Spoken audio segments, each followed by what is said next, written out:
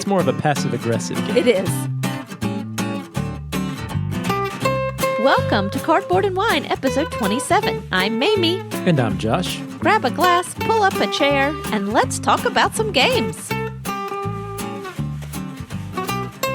A few of our favorite things are ice cream, long walks on the beach, and trading in the Mediterranean. We simulate one of these in the resource and hand management game, Concordia.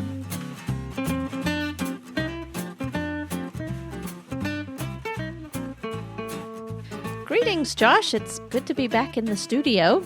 Yeah, we have returned from spring break vacation.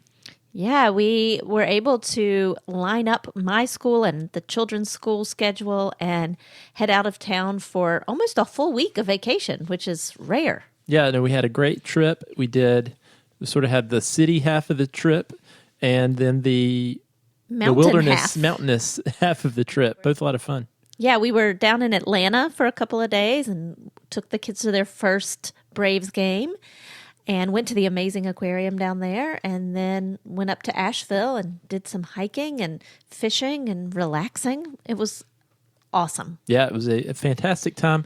We actually played no board games.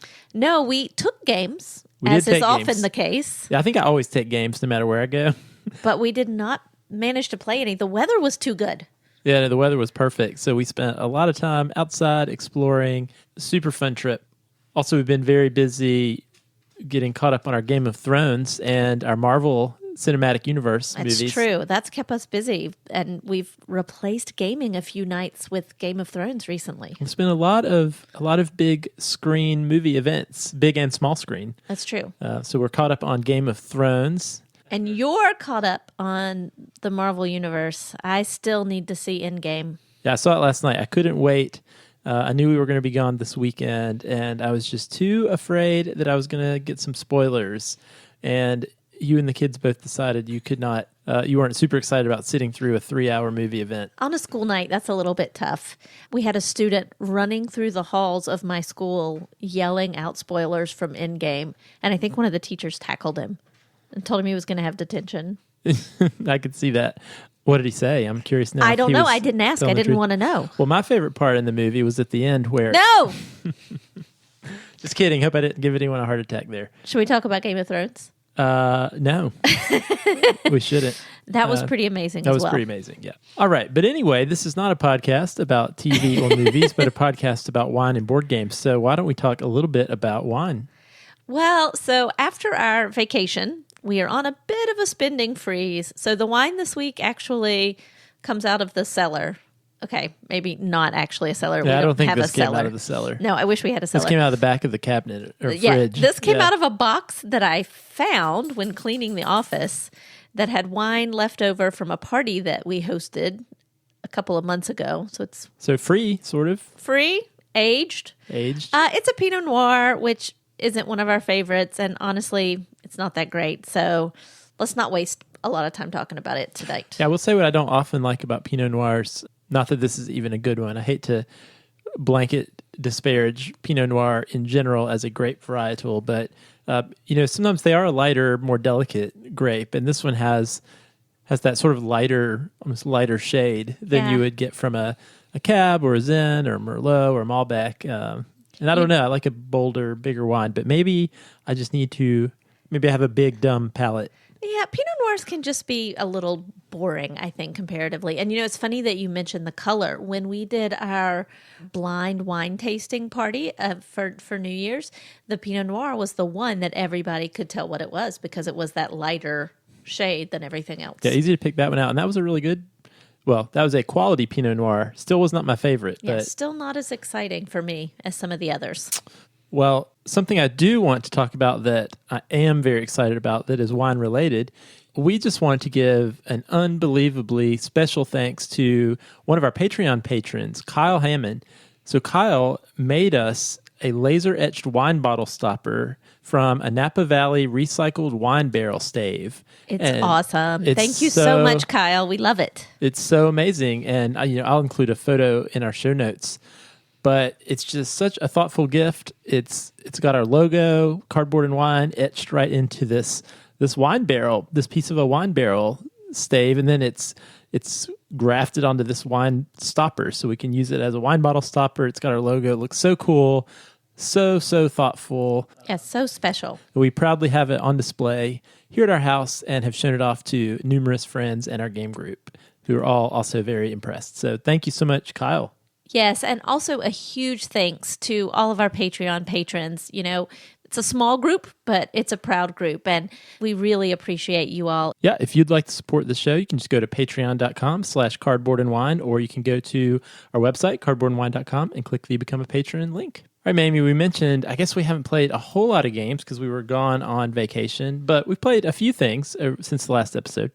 Yeah, we've played a lot. A lot of games that start with the letter C. Yes, we have. For some reason, that's been like a theme. We have played a lot of Concordia, which we're going to talk a little more about. And we've played quite a bit of Coimbra. And we also, just this past week, broke out Castles of Burgundy.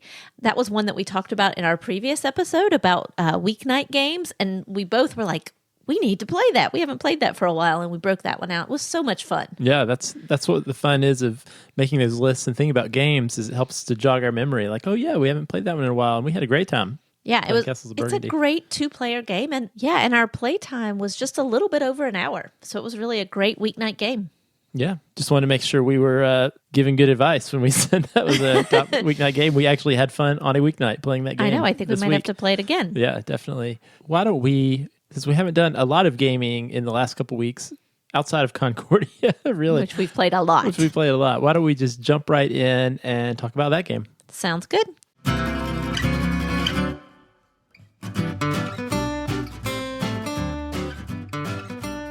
Concordia is a quintessential Euro-style game designed by Matt Gertz and released in 2013.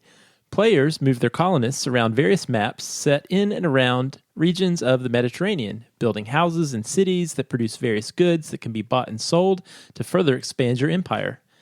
Gameplay is driven by playing personality cards that allow players to take one of the various actions on their turn. Goods can also be traded to acquire additional personality cards, allowing players additional, often more versatile action possibilities. One of the most interesting aspects of Concordia is that each player's hand of cards not only dictates the actions available to them during the game, but also how they will score points in the endgame. The player who most strategically builds their empire while managing their growing hand of cards will score the most points and be crowned the winner.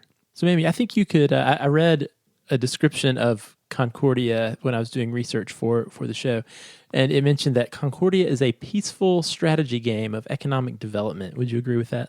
Actually, that makes a lot of sense and makes me maybe realize I've been playing the game wrong. Have you been playing it as a warring conflict? Not warring, but I think the economic development part of it is something that I have a little bit of a hard time wrapping my head around, how to get the engine going. Yeah, your military strategy has not worked out well. No, it hasn't. And the other thing that I've struggled with is the decision of diversification versus monopoly. Yeah, that's a key decision space that this game's in, and we'll talk more about that in just a second. But before we jump in, I guess to talk a little bit about what drew us to this game, I think I was the first one of us to play. So at our local gaming con, I think we mentioned that was my first introduction to Concordia. And I have to admit, my initial impression was a little uncertain. So I have to say, one thing I've noticed about myself is when I'm playing new games for the first time, especially heavier games, what I really like to do, my ideal situation, my ideal way to approach a more complex game is to be able to read the rule book or even watch a video. Watch a video. Probably and watch a video. You usually do both, or 2 or 3. But I like to do a little bit of that research on my own before I approach the game and before someone then starts teaching me. I think it allows me to absorb the rules when being taught a little more efficiently when I've at least exposed myself to some of the components and some of the objectives of the game. I think the teacher for a game can have a lot of impact on how you feel about the game. The first time you play, if you have a really good teacher that's good at explaining those complex things in a way that makes sense, but that doesn't get too in depth, it can make a real difference, as opposed to when you have a teacher who means well, but doesn't necessarily get everything across. Yeah, I think I've had a few bad experiences getting stuck with a really complex game, where I really came in cold and, the teach was a little bit rough. And, I think as I've mentioned, I think my tolerance for sitting in one place for a long period of time has gone down a little bit. And so, when you play a game, a lot of these games are 2 to 3 hour experiences. And when you tack on an extra hour for teaching, That's you can be worn out before you start. So I think when I first sat down, and what I'm not saying here is the person who taught us actually did a wonderful job teaching this game. And one of the things that initially impressed upon me was that my first impression was a little bit wrong. I thought this was going to be really complicated, and we all had our initial hand of cards, and all the actions you do are based on these cards you have. And I wouldn't say the cards are completely simple and clear. I mean, there's a lot of text on the cards, but they really do a good job of explaining the actions, and they're really not that complicated. The rules overhead, it turns out, is pretty low, and most of the complexity of the game comes more from the decisions to be made and managing your own economy of gaining goods and money and spending those resources to build buildings, get more cards, which eventually score you more points. So I guess my concern was a little unfounded, because while there are all those cards, it turns out there's really only maybe 7 or 8 different actions you can do, and they're very well spelled out on those cards. That's what I was going to say. I think when you first look at the board, there's a lot going on, in the different regions and the different colors and different goods, and then you have the stick of different cards. Plus, you have to remember that you played with at least one expansion, maybe multiple, in your very first playthrough. So that added to that complexity.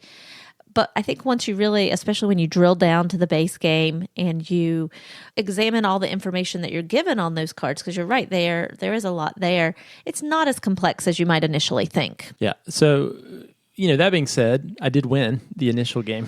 I think you have won every game you've played. I have lost one time playing this game. Dave beat me in a heads-up one-on-one game. Go, Dave. I don't know, for some reason this game clicks with me. It is in your some weird sweet way. spot. Yeah, I don't know why.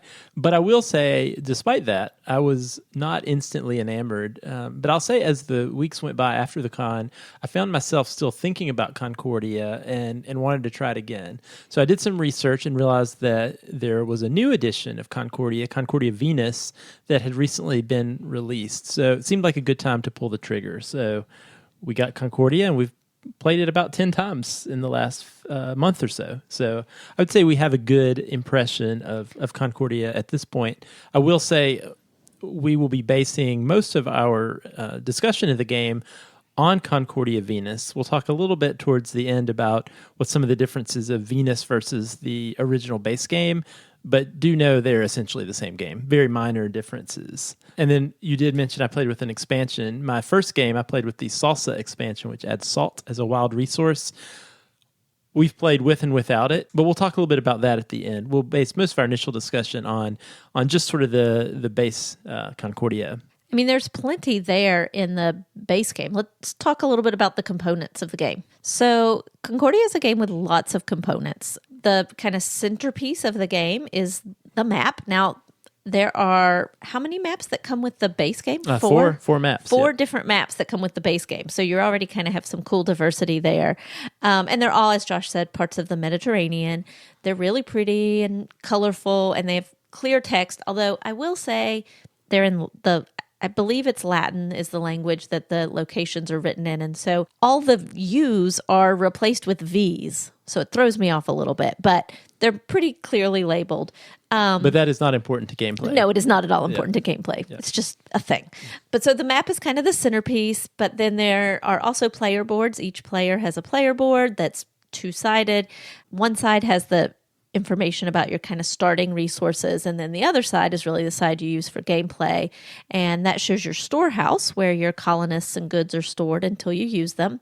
And those are pretty good quality. They're cardboard, but they're a decent thickness. And then there are all the wooden components. I love fun-shaped wooden components, and this game has a lot of them. There are people, which are a slightly different shape. They're a little taller and thinner than your standard meeple. And then there are also boats, and both of those represent colonists. It's just the people go on land and the boats go on water. But there are also different wooden goods, including cloth and wine.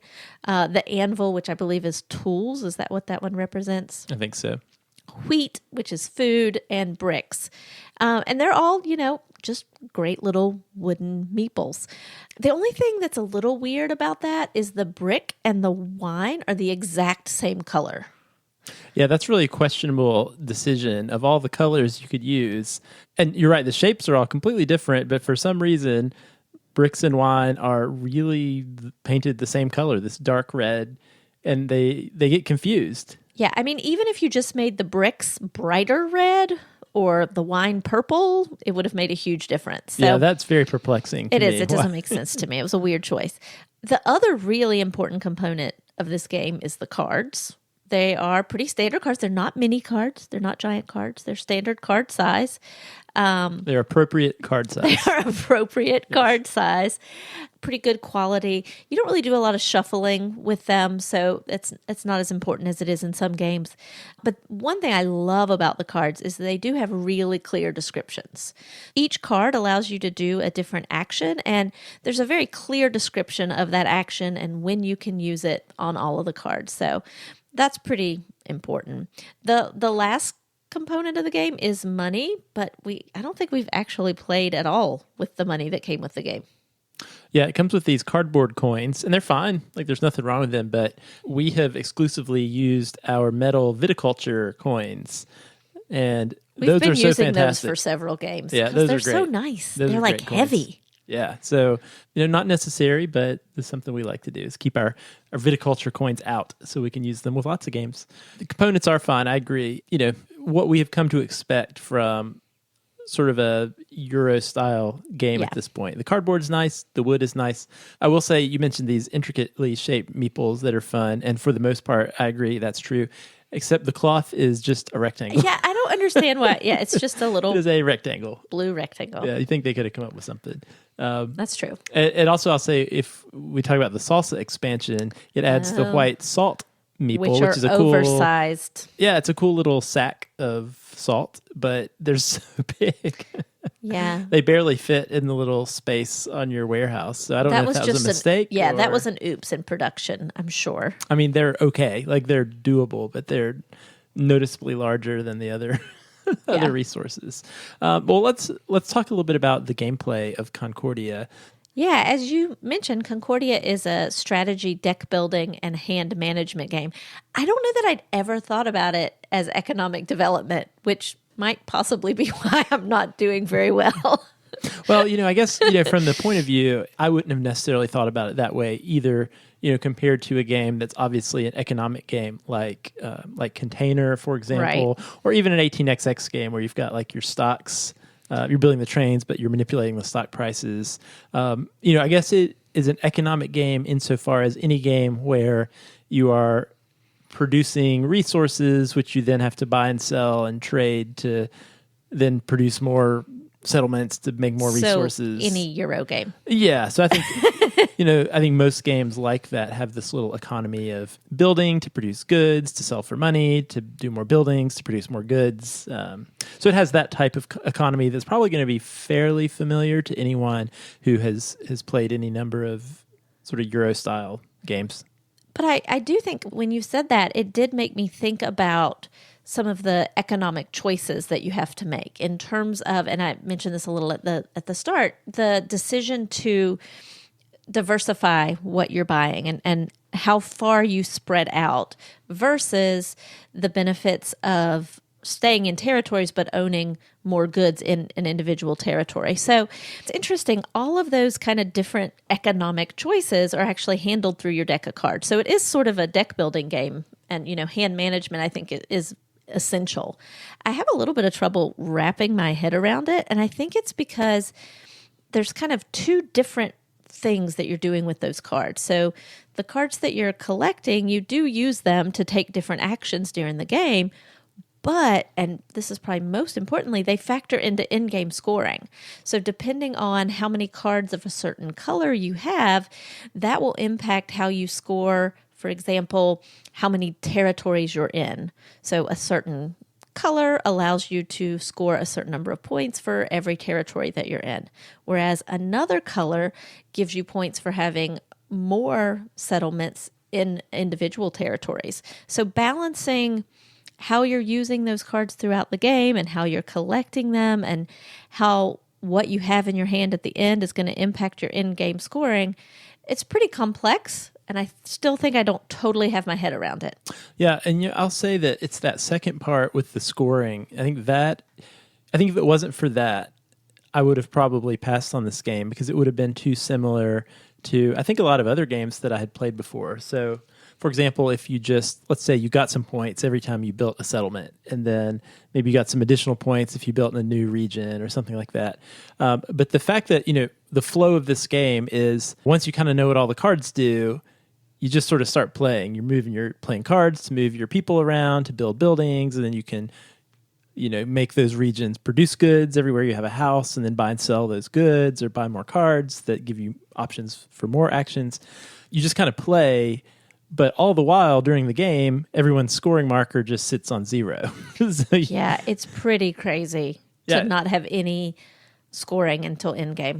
And I think one of the things that intrigues me is you really don't know who's winning during the game. I mean, sometimes, actually, I know, Mamie, you were joking that I always seem to win, but I often feel like I'm not winning, and that you're sort of surprised. Yeah, in-game scoring in this game is definitely the most interesting moment of the game because it really is a surprise. I mean, I have not managed, I'm sure there are probably people out there that have played this game so much and are so good at it that they can kind of watch the cards and figure out what other people are going to score based on what they've done. But I can't keep up with that. It's like counting cards in Vegas. Well, to play this game well, to put yourself in a good position to win this game, not necessarily do you have to go into it saying, I'm going to do this strategy. But I think what you do have to do is, as the game starts to unfold, probably in the early middle of the game to certainly the middle of the game, you can kind of get a feel for how am I spreading out across the map? Am I bunching up in certain places? Am I diversifying? Am I getting in lots of regions? And those different types of cards that are out there, maybe you mentioned it, there's the action on the card, but then there's this colored stripe that has the name of a god. And I believe there are, I can't actually remember if there's 6, 7, 8 of these different gods. And each of them scores in a slightly different way. So to give an example, one of the gods is the god Saturn. And so all of the Saturn cards have a yellow stripe along the bottom. So really easy to see. So at the end of the game, what the Saturn card scores is you get 1 point for every different region that you have built a settlement in. And so most maps, there's something like 10 to 12 different regions. So let's say you happen to build a house, build a settlement in 10 of those different regions. Well, you would get 10 points for each of those yellow Saturn cards you have. So if you happened to have collected 5 of those Saturn cards, well, that's 50 points. You get 10, 10, 10, 10 for every yellow card you get. So if you start to see that, oh, you know what? I'm really doing a good job of spreading out and building in lots of settlements. That's 10 points for every yellow card I get, and you start to see those yellow cards coming out on the row where you can buy cards, that can focus your strategy a little bit. And there are other ways you can get points from the different gods as well. So I guess what you can't do, and that's what I find interesting about this game, is you can't just focus on what you're doing on the board. You can't just focus on a single strategy of, okay, cool, I'm going to spread out and build lots of houses and then get some stuff, because you can do that well. But if you do that at the expense of not getting cards, it's really the cards where you get your points. That has been the key to your victory in most of the games we've played. I mean, at the end of the game, when we count the cards, you have always purchased more cards than anybody else. Yeah, that's key, because without the card, you could have built everything. And if you don't have many cards, you're not going to score many points. But the flip side of that, and where I feel like I run into trouble sometimes, is unless you have the resources and you're producing and you need resources to be able to buy the cards. Yeah, and it's a fairly tight economy. You don't have an overabundance of money and resources, and oftentimes what can happen, and we should mention too, maybe why this is called a peaceful economic game, is you never completely block anyone else out. So if a player builds in a city that you wanted to go in, you can still build there. However, it's going to increase the money cost for you to go there. Yeah, I'm not sure I buy the peaceful, because when someone, or especially two someones, build in that city that you really were planning to build in the next round, it doesn't feel peaceful. It's more of a passive-aggressive game. It is. It is. We've definitely had lots of, Josh, why'd you build there moments. I was just getting ready to build there. Exactly. Yeah, no, that's true. But yeah, I would say the economy is pretty tight. I always, when I'm playing this game, feel that tension of there are things I want to do that I just don't quite have enough resources for. And so, oh man, how am I going to I just need like $2 more or one more cloth or something like that. And so, you really can't just build, but you do have to think about how am I going to get a little bit of, you almost feel like you're scrounging for, I need some money. Oh, now I need some goods. Or oftentimes you'll find yourself in a situation where, I have tons of money and no goods, or tons of goods and no money. And an interesting thing we should point out though, is you mentioned those personal player boards you have that's like your personal warehouse, but those have a limited number of spaces, so you can't just hoard goods. I think you only initially have spaces for maybe 8 different goods. And hoarding money is not a good strategy. As you found out. Yeah, ending the game with tons of money in front of you, not the best. Money is worth 1 victory point for every $10. Yeah, and that's not many. Not good. I will say, though, I find this game really easy to teach. The rule book is actually only around 4 pages, and we taught this game to some new friends just the other day, and once you sort of walk people through what the different cards do, you're kind of ready to go. And so that's one thing I like about this game. For a little more complex game, I feel like new players can understand it well to play the game. Now, I will say I do feel like you almost need to go through that final scoring one time for it to really click.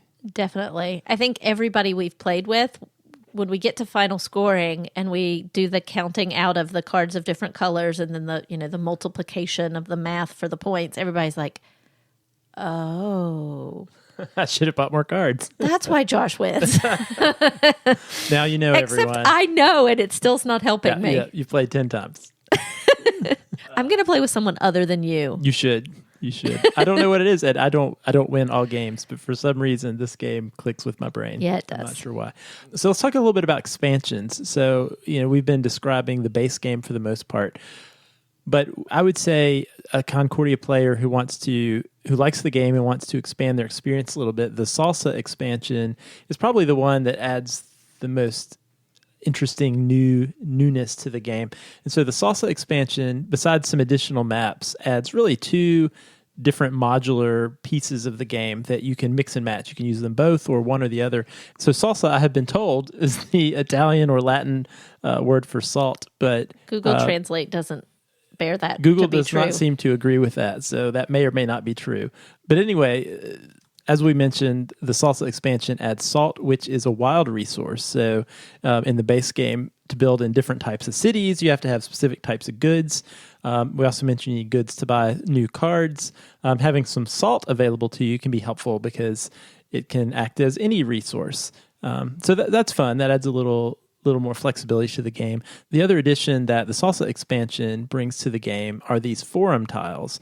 And so we mentioned you're playing these cards from your hand to do actions, but at some point, you play all or most of your cards and you need to pick them back up. So there actually is an action where you simply pick all the cards from your hand back up. If you played Century Spice Road, you're familiar with this action.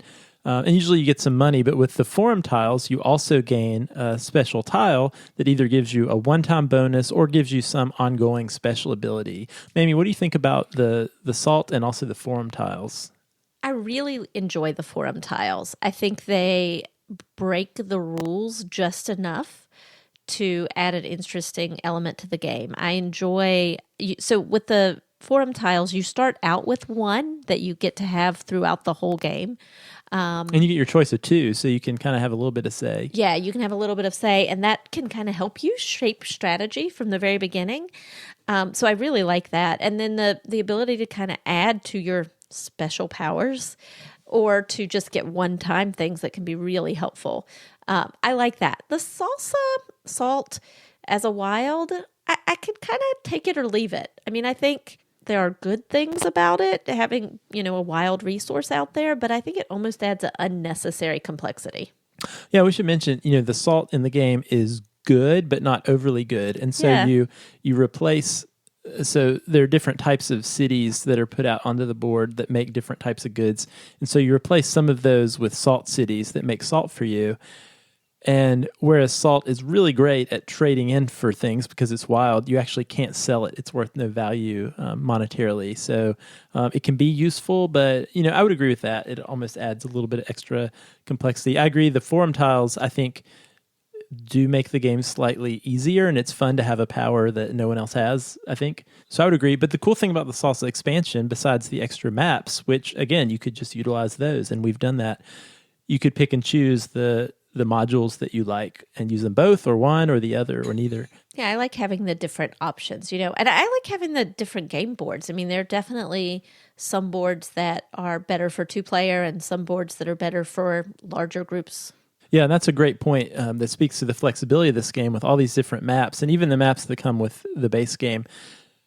They have different numbers of regions and different numbers of cities, and there's some really great resources online. You can find people have made a heat map of all the maps that are out there, so you can see how many regions each one has and how tight they are with different player counts. And I've utilized that quite a bit when we've played with 2, 3, or 4, or 5 different players.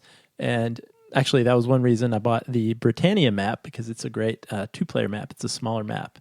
So there's a lot of flexibility there just based on what map you choose. And it doesn't change the rules at all, but just enough, a little bit of extra variety so it doesn't get stale time in and time out. Yeah, and I think the biggest difference there is kind of the way that water and land interplay can be really different depending on the maps. Yeah, and I think you mentioned that, right? Because you have, your little people, your little colonists. You start with a person and then a boat, but the people can only go on the land routes and the boats can only go on the water routes. And so you do have to plan a little bit about where you go. And the best way to different get there. maps make a big difference. Yeah, that is definitely true. What's your favorite thing about Concordia? Oh, that's tough. I think what we were just talking about, the sort of diversity with all the different maps and the ability to kind of interchange those expansions. I think if we're including the expansions in there, I think the sort of ability to change up the game is pretty cool.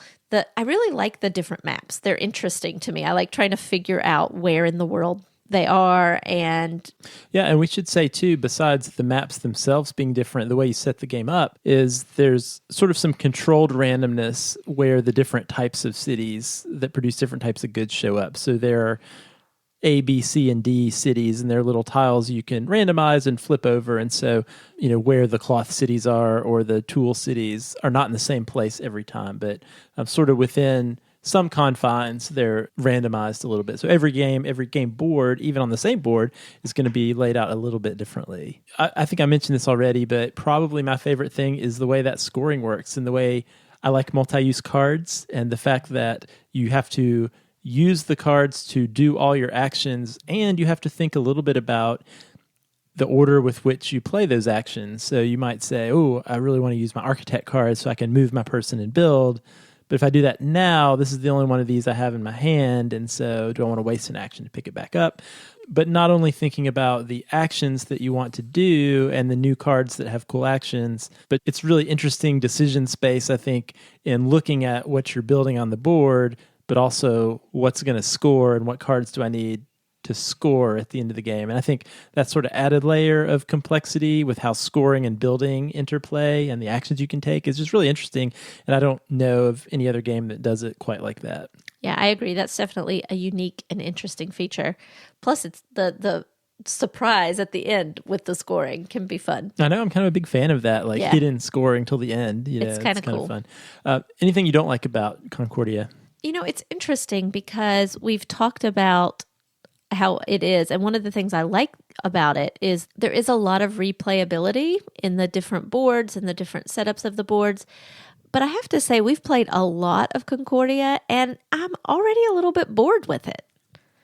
I think there's something about it and my brain. I don't think it's the game. I think it's my brain, because you really, really enjoy it. I think it's just not as engaging for me as some other games. This week when we brought out Castles of Burgundy, when we finished that game, I was just like, oh, that was so much fun. And I didn't win. It's not that, although sometimes it's that, but it's not mostly that. It's just, I don't find it quite as engaging as I do a lot of other games we have in our collection. Yeah, I could see that. And, again, we've played this game about 10 times in a fairly concentrated period of time. And this is certainly our most played game in the last couple of months. And I can appreciate that too. I think I'm ready to put it away for a little while. I really have had a good time playing it. But I think I see a little bit what you're talking about with the engagement factor. And I think for me, whereas I do, the things I liked about it are absolutely true. But I find sometimes the decisions available to me or the right move that I need to make is fairly narrow.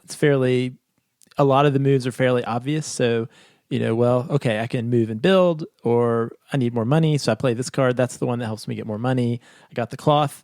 I can sell that to get lots of money that then I'm going to use to do this other thing. So I think, and again, that's one of the strengths too. We mentioned the rules are very straightforward and streamlined. There's not, but at its core, I think that little economic engine is a fairly simple and straightforward engine. You get some money and get this number of goods. You can build houses to get more goods. Well, and I think one thing that I can sometimes become frustrated with is when the timing doesn't quite work out. When, like you mentioned earlier, when I'm $1 short, or when I'm a good short, and it is a really tight market. And I think maybe that's part of what can frustrate me in a game, as opposed to, I like a point salad game, or just an open market where there's lots of choices and lots of different things that could be done every turn, and none of them are necessarily the wrong choice.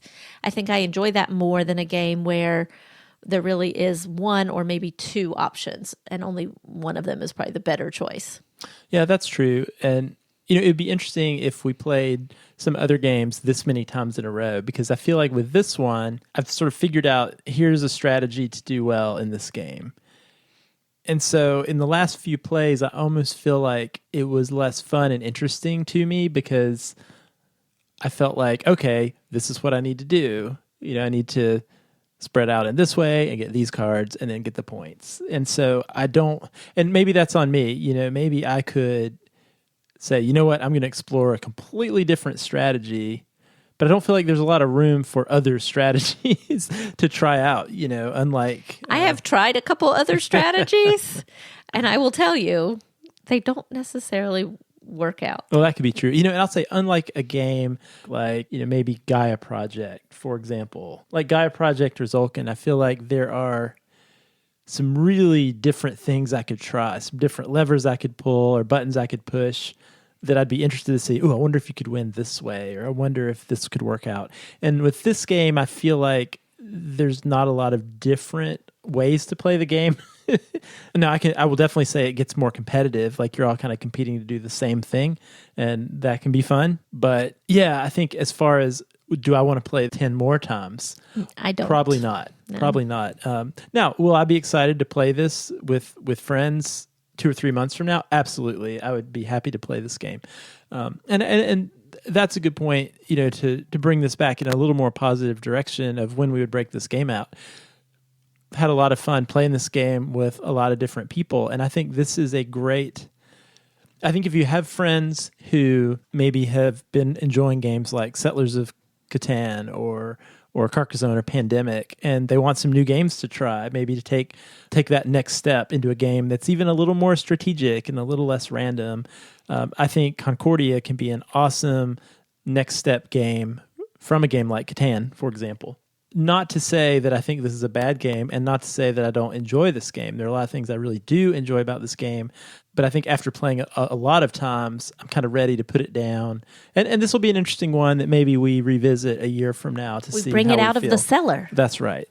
So, okay, well, we've talked quite a bit about Concordia, so why don't we move into our final thoughts?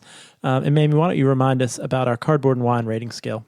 Yeah, so here at Cardboard and Wine, we rate our games like we rate our wine. A number 1 is an empty bottle, sad and disappointing, ready to go in the recycling bin. 2 is a $2 chuck. It'll do if you don't have anything else. A 3 is a wine in a box. There are things about it that I like, but things I don't love. 4 is a nice solid Malbec, easy to enjoy regularly. We've poured a glass and we're looking forward to enjoying more. And a 5 is a big, bold California cab, a game that's only going to get better with age. All right, Mamie, where does Concordia fall for you? This is hard for me. I think I'm between a 3 and a 4. So I'm going to go on the 3 side. There are things I like about this game, but there are also things I don't love, and it's not the first game I would go to from our shelves to play. I think we have a lot of kind of Euro games, and there are a lot of other games that I just am more excited about playing. So for me, it's a 3. What about you? I'm with you there. I really went back and forth, and I think had we recorded this episode 2 weeks ago, I might have given Concordia a little higher rating, but I think based on all the things we talked about, I'm feeling like the replayability, the decision space as from play to play to play as time goes on, I'm just becoming less interested, and it's feeling like I'm going down a similar path. And again, that could just be me as a player. Maybe I could try some new things, but I don't necessarily feel excited to do that. That being said, I still think this is a really great game, and I believe if we let this one sit for a while, I will certainly be excited to break it back out. I do love what it's able to do with as streamlined and as simple a rule set as it has. I love the cards and the multi-use cards and the way they score. I was really, really close to giving this a 4, but I think there's the things I like, the things I don't like. I'm going to have to also go with a 3. A 3.5. A 3.5. But we don't do that.